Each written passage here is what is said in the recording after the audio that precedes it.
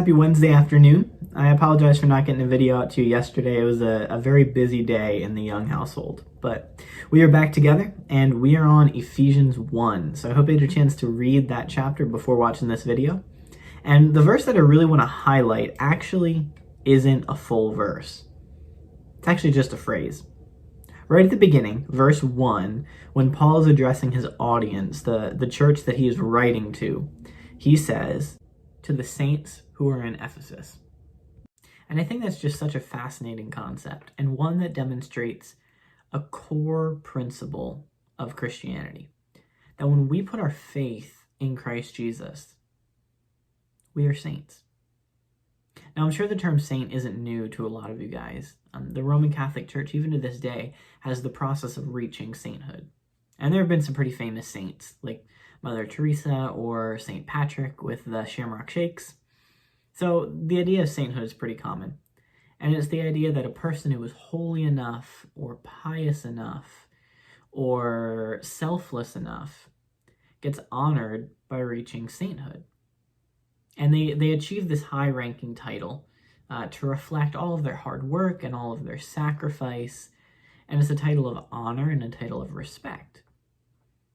But I think there's an important concept here.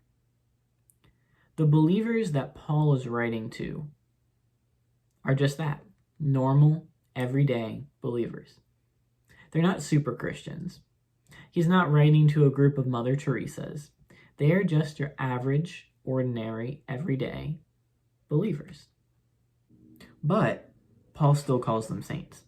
And the distinction is really important because it shows that sainthood isn't something that we work really hard for over the course of our lives. And then after we die, we are given the title of saint. It goes back to the idea that it is by grace we are saved through faith. And this not of ourselves, it's the gift of God, not by works, so that no one can boast. We don't do anything to earn God's favor. Through the blood of Christ, we're completely cleansed in a way that we can't achieve ourselves. And this was a really hard concept for me to learn. See, I'm a very driven worker, and I set really high standards for myself. And I measure my success on how much I was able to do, and then how good is the quality of the things that I've been able to do.